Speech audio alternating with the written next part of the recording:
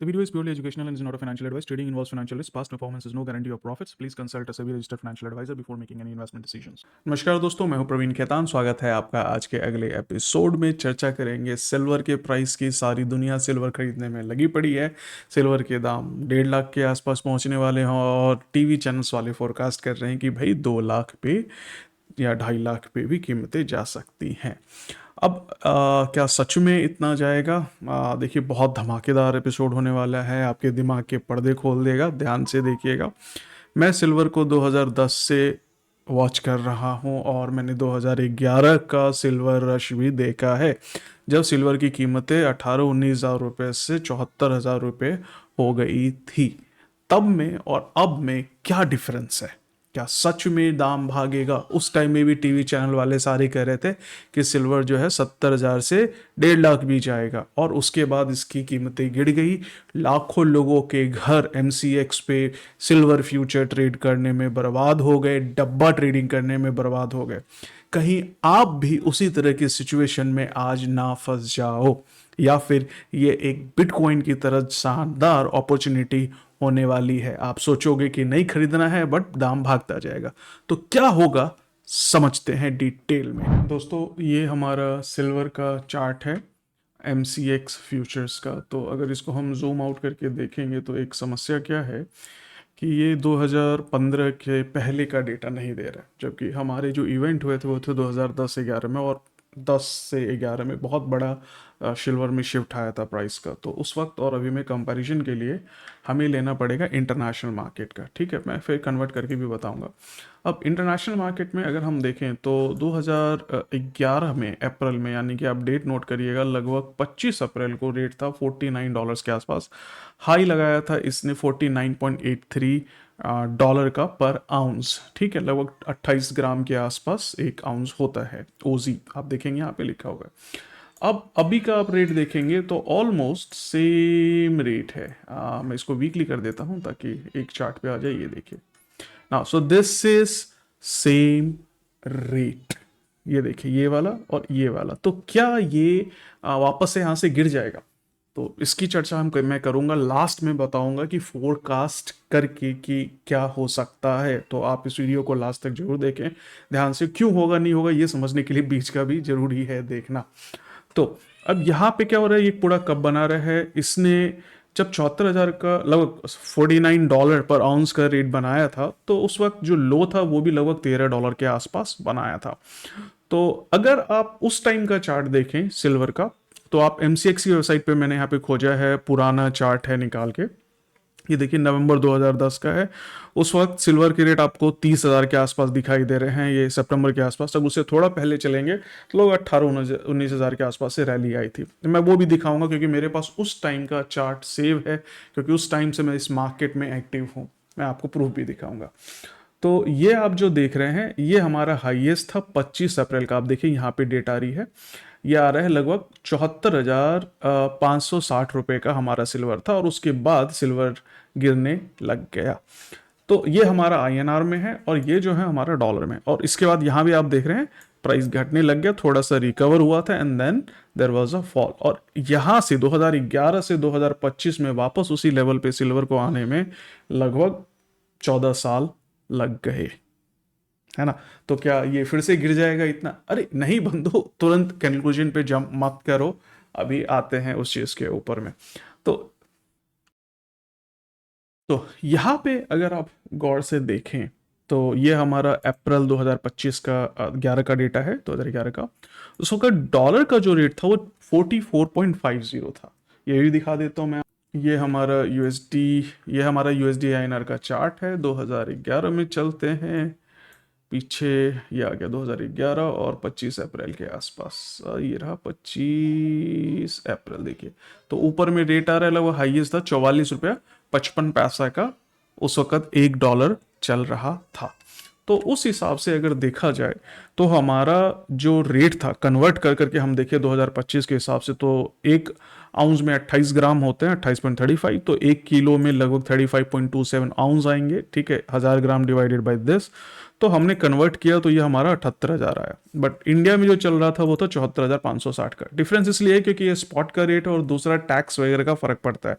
तो जो inter exchange हमारा प्राइसिंग होता है, जैसे यूएस का कॉमेक्स का रेट और इंडिया का रेट, उसमें 2-4 हज़ार रुपये का डिफरेंस आता है due to taxation and currency conversion वगैरह का डिफरेंस। क्योंकि स्पॉट में भी देखोगे आप, बाइंग का रेट यूएसडी का और सेलिंग का रेट डिफरेंट होता है, तो जब आप बाई सेल करेंगे तो उतना मार्जिन चला जाएगा, that's why there is a difference in rates.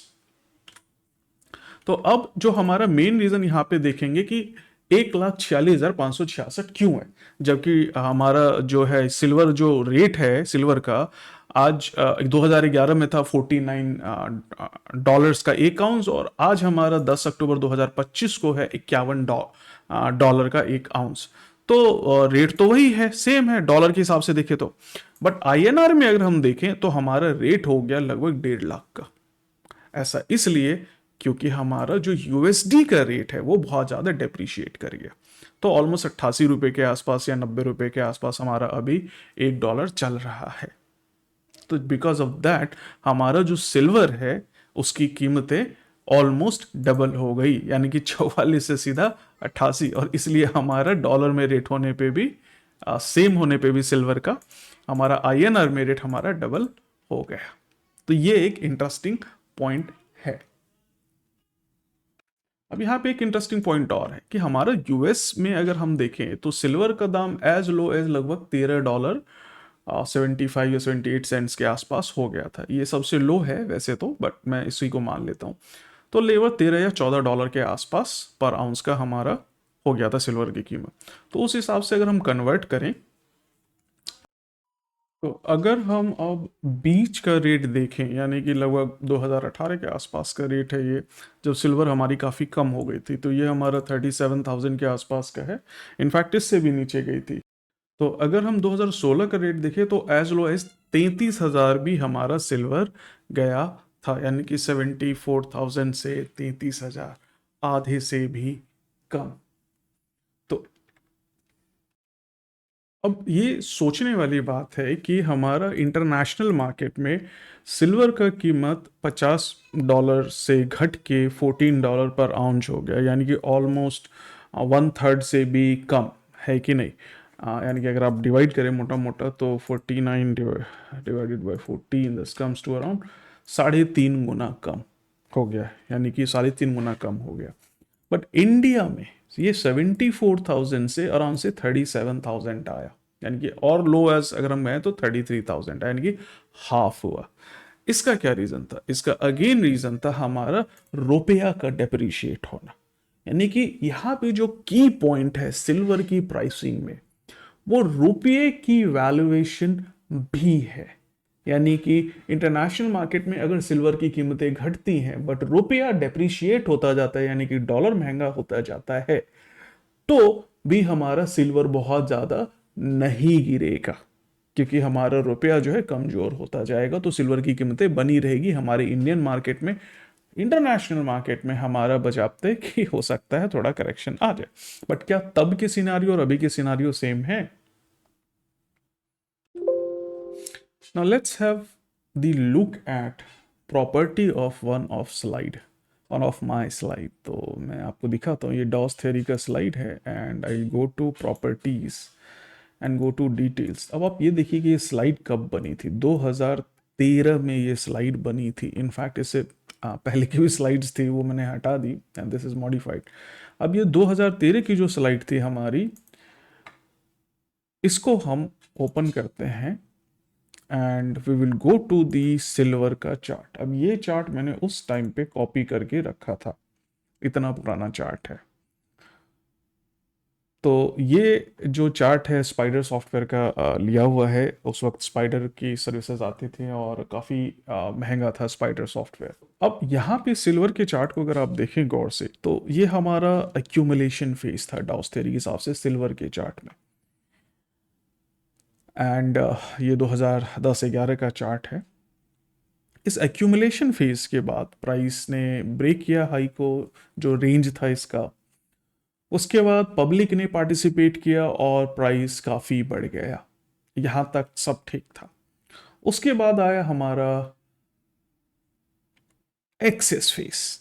तो पहला फेज है अर्ली एंट्री, जहां पे एनालिस्ट लोग एंटर कर रहे हैं। दूसरा फेज है वो लोग जो मिड एंट्री होती है, यानी कि वो लोग जो एनालिस्ट को फॉलो कर रहे हैं, उनकी सर्विसेज ले रहे हैं और क्विकली एंट्री करते हैं। तो एक्सेस फेज होता है उन लोगों का जो बहुत लेट एंट्री करते हैं, यानी कि जब आपके चाय वाला, पान वाला, आपकी मेड, आपके घर के हर रिलेटिव बोले भाई सिल्वर खरीदो, सिल्वर में आग लगी है, सिल्वर और महंगा हो जाएगा, हम अपनी बहू बेटियों को कैसे देंगे सिल्वर, भाई ले ले, खरीद ले, भर ले। तो हर इंसान जब पैसा डालने लग जाता है तो इसको हम बोलते हैं एक्सेस फेस। यहाँ पे होता है FOMO, fear of missing out, यानी कि हर कोई खरीदना चाहता है। अब इस एक्सेस फेज के बाद हमें मिला distribution phase as per the Dow's theory, और उसके बाद हमें भयंकर फॉल मिली, यानी कि प्राइस गिर गया और कंसोलिडेशन में जाने लग गया। इनफैक्ट उसके बाद और फर्दर प्राइस गिरा। तो क्या हिस्ट्री विल रिपीट इटसेल्फ? चलिए देखते हैं। तो अब यहाँ पे क्या है, अगर आप गौर से देखें तो ये 2000 हमारा 11 का चार्ट है, 10-11 का। अब इससे पहले हमारा अगर देखेंगे, ये हमारा एक्यूमुलेशन फेज था बहुत लंबा, और यहाँ पे प्राइस हमारा ब्रेक हुआ अराउंड $19 के आसपास, एंड देन वेंट अप, बीच में करेक्शन आई। और अगर यहाँ हम लोग देखें तो यहाँ पे एक डिफरेंस थोड़ा सा ये है कि एक्यूमुलेशन फेज हमारा यहाँ पे लो एज $26 और एज लो एज $34, इस बीच में काफ़ी टाइम तक एक्यूमुलेट करा है। इधर भी पीछे देखें तो हमारा एक्यूमुलेशन फेज $29 थे लेके यहाँ तक अराउंड $19 के आसपास रहा है। बट ये फेज खत्म हो गया क्योंकि हमारा ब्रेक ऑफ स्ट्रक्चर यहाँ पे हुआ, and then we have an accumulation phase here. तो यानी कि प्राइस यहाँ से बढ़ने लग गया। अब थोड़ा सा हम नोटिस करते हैं कि जो हमारे ये करेक्शंस थे बीच में, वो कितना बड़ा था। तो हमारा चूंकि बढ़ना यहाँ से चालू हुआ तो मेजरमेंट हम लो से करेंगे, एंड वी विल सी जो हमारा जो करेक्शन था वो अराउंड 38.2% के आसपास का था, राइट। एंड अगर हम इसमें देखें तो हमारा करेक्शन कितना था, तो चूंकि हमारा बढ़ना चालू हुआ था यहाँ से, ये ब्रेक हुआ तो यहाँ से बढ़ना चालू हुआ। सो दिस इज अराउंड 38.2 का करेक्शन हमें यहाँ भी देखने को मिला। अब हम देखते हैं कितना एक्सटेंड हुआ हमारा प्राइस। तो टेक्निकली हमारा जो प्राइस है वो एक्सटेंड हुआ अराउंड, आप ये देखिए, थोड़ा सा जूम इन कर लेते हैं so that we draw it perfectly. हाँ जी। तो हमारा जो एक्सटेंड हुआ ये हमारा हुआ 476.40% from this correction, straight up, थोड़ा बीच में करेक्शन था। सो दिस इज अराउंड $49 के आसपास या उससे थोड़ा ऊपर, and then we saw price fall. ठीक है, कितना प्राइस फॉल हुआ ये बाद में मेजर करेंगे। अब हम देखते हैं कि हमारा कितना एक्सटेंड हुआ सेम करेक्शन से। तो हमारा जो एक्सटेंड है अभी हुआ है 423.60, एज हाई एज 51.99 तक डॉलर आउंस तक हमारा जो है सिल्वर एक्सटेंड कर सकता है, अगर ये हिस्ट्री को रिपीट करता है। यानी कि if the history repeats itself, तो इसका मतलब है कि हमारा जो लेवल है $51.96 का, अराउंड $52 का, यहां से मैक्सिमम यहां से प्राइस नीचे आ जाना चाहिए, राइट। अब थोड़ा सा डाउस थ्योरी को भी समझते हैं। इंपॉर्टेंट क्या है आप ध्यान से समझिएगा। डाउस थ्योरी के हिसाब से जो डिस्ट्रीब्यूशन फेज होता है, मैं इसको डिलीट कर देता हूँ, इस चीज़ को बहुत ध्यान से आपको सीखना है। ये आप लाखों रुपए दे के भी कोर्सेज में नहीं सीखोगे, एक्सपीरियंस से ही समझ में आएगा। तो ये हमारा हाई था। डाउस थ्योरी के हिसाब से अगर प्राइस ऊपर जाएगा तो प्रीवियस हाई ब्रेक करके जाएगा, और अगर नहीं जाएगा तो डिस्ट्रीब्यूट करेगा और फॉल होगा। तो प्राइस प्रीवियस हाई को टेस्ट करता है कि भाई इसको ब्रेक कर देते हैं, बट इसको ब्रेक नहीं किया और उसके बाद ये नीचे चला गया। So we want to see a structure here जहां पे हमें करेक्शन मिले, और करेक्शन तो ऑब्वियसली मिलनी चाहिए, जैसे यहां पे भी हमें करेक्शन देखने को मिला, उसके बाद प्राइसेस हाई को ब्रेक करके ऊपर चला गया, तो हमें यहां करेक्शन मिलना चाहिए। करेक्शन मिलने के बाद, यानी कि अगर हम पाथ की बात करें यहां से, तो ऐसा कुछ करेक्शन मिलना चाहिए, और करेक्शन मिलने के बाद इस हाई को ब्रेक नहीं करेगा ये हाई, और प्रीवियस हाई का लो ब्रेक होना चाहिए,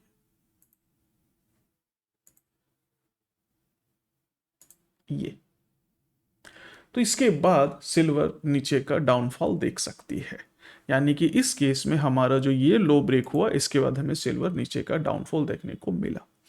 कहां तक जाएगी? तो अगर हम फिबोनाची रिट्रेसमेंट करेक्शन को ही देखें, अब ध्यान से वीडियो को देखना है, इसका तो जंप मत करो तुरंत कि भाई सिल्वर गिर जाएगी यहाँ से और यहाँ तक जाएगी, चलो भाई निकलो सिल्वर से, नहीं, पूरी वीडियो ध्यान से देखनी चाहिए। दिक्कत यही है सारे लोगों की, सारे सारे व्यूअर्स की दिक्कत यही है, फ्री का ज्ञान की वैल्यू नहीं होती। एनीवेज, यही मैं किसी बड़ी कंपनी को अपनी एनालिसिस ऑब्जर्वेशन दे रहा होता तो मैं उनसे लाखों कमा रहा होता। कोई बात नहीं, पब्लिक को भी देते हैं, बट बस आपके ऊपर है आप कैसे इसको लेते हैं। तो हमने यहाँ पे फिबोनाची रिट्रेसमेंट लिया और हमने यहाँ से लेवल लिया फिबोनाची का, and we saw a correction of around 78.6। तो गुड केस में अराउंड 61.8 तक का करेक्शन इनएविटेबल है अगर ये बबल है तो। सो लेट सपोज कि अगर हमारा यहां से करेक्शन गिरता है प्राइस यहां से, तो 61.8 तक का करेक्शन मिल सकता है, दैट इज $42 के आसपास तक का। ठीक है, तो आईएनआर में कन्वर्ट करके देखें तो कैसे होगा, इंडियन में कैसे होगा, तो चलिए इंडियन का भी देख लेते हैं। तो ये हमारा 1 अगस्त से था, तो हम 1 अगस्त से मेजर कर लेते हैं। तो अगर ये फॉल होता है, फॉल यानी कि हमने अज्यूम किया था कि दिस विल गो अराउंड लगभग 1,58,000 के आसपास, और मे बी 56,000 मैक्सिमम केस में, मतलब अगर बढ़ गया तो इसको ब्रेक करके, अदरवाइज यहाँ से भी गिर सकता है। अगर यहीं से गिर गया तो कोई बात ही नहीं है। तो अगर यहाँ से गिरता है ये, तो हमारा लगभग जो फॉल है 61.8, यानी कि 1,87,000 तक का आपको स्ट्रेट फॉल मिलेगा। उसके बाद जो हमने देखा कि प्राइस आधा हो गया था पहले, यानी कि अगर हमारा 1.5 लाख है तो 1.5 लाख से आधा होकर के 75,000 तक के केस में गया था। पिछले वाले बार में हमने देखा था कि 74,000 से 30,000 के आसपास हो गया था, and that is because of the रुपया हमारा डेप्रिशिएट किया था। तो क्या आने वाले टाइम में हमारा रुपया और डेप्रिशिएट करेगा? हाँ, रुपया हमारा और डेप्रिशिएट आने वाले टाइम में कर सकता है, स्वाभाविक सी बात है। तो रुपया अगर डेप्रिशिएट इसी रफ्तार से करता रहा तो सिल्वर हमारा गिरने पे भी 70,000 75,000 से नीचे नहीं जाएगा। ठीक है, तो क्या और गिरेगा? फिर गिरने के बाद हम खरीद लेंगे। और गिरेगा आप तभी कहेंगे जब हमारे प्रीवियस स्विंग लोज ब्रेक होंगे और प्राइस नीचे जाएगा। यानी कि वर्ल्ड में जब अनसर्टिनिटी बढ़ती है तो जो प्रेशियस मेटल्स होते हैं इनकी डिमांड बढ़ जाती है। जैसे गोल्ड भी बहुत ज़्यादा चाइना खरीद रहा है, अभी 2011 में भी खरीद रहा था, और उस वक्त किसी को आइडिया नहीं था। जब हमने इंटरनेशनल मार्केट की ऑब्जर्वेशन चालू करी तो हमें ये पता चला। फिलहाल तो अभी हमारा प्राइस काफ़ी क्रूशल रीजन में है, तो एज हाई एज 155 या 160 तक का मैक्सिमम गुड केस में हाई देख सकते हैं। और अगर यहीं से गिरता है तो प्रीवियस स्विंग लो जो है आपका 144 का आ, ध्यान देने वाला होगा कि यह आपका सपोर्ट होगा, यानी कि आप कह सकते हैं स्विंग लो टूटता है तो गए काम से। मैक्सिमम जो गिरावट देखने को मिल सकती है वो फिबोनाची रिट्रेसमेंट लेवल 61.8% जो है इसका लेवल आ रहा है, यहाँ तक गिरावट देखने को मिल सकती है 1,87,000 का नियर टर्म में। और अगर फर्दर स्लाइड करती है तो 75,000 या 80,000 का लेवल भी देखने को मिल सकता है, बशर्ते कि जो वर्ल्ड अनसर्टनिटीज़ हैं वर्ल्ड में उस पर थोड़ा सा कंट्रोल हो। देखिए 2008 से 2010 का जो फेज़ था 11, वो भी बहुत ज़्यादा क्राइसिस का था, क्योंकि 2008 में हमारा मॉर्गेज क्राइसिस हुआ था, सब प्राइम मॉर्गेज क्राइसिस, और यूएस ने उस वक्त क्वांटिटिव ईजिंग करी थी। क्वांटिटिव ईजिंग में क्या होता है, बहुत ज़्यादा नोट प्रिंट करते हैं तो डॉलर का दाम घट गया था, राइट। अभी भी क्या है, चूंकि डेट बहुत बढ़ा हुआ है, नोट बहुत प्रिंट हो रहे हैं, तो आगे के टाइम में आने वाला इसके ऊपर कर्व होगा, एंड डॉलर जितना वीक हो रहा है, ठीक है, वो और थोड़ा सा मजबूत होना चालू होगा। तो जब डॉलर और मजबूत होगा तो हमारा रुपया और ज़्यादा कमज़ोर होगा, यानी कि हमारा रुपया जो अभी 88-90 चल रहा है, हो सकता है 100-125 के पार हो जाए। तो इसलिए सिल्वर 75-80 से ज़्यादा नीचे घटने के चांस नहीं है। बट आपको अगर खरीदना है सिल्वर, आपको थोड़ा सा वेट करना चाहिए। दोस्तों, होपफुली आपके डाउट सिल्वर से रिलेटेड क्लियर हुए हो और आपको ये भी समझ में आए क्या करना है सिल्वर में, एनालिसिस कैसे करते हैं, पूरा आपने इस वीडियो में समझा।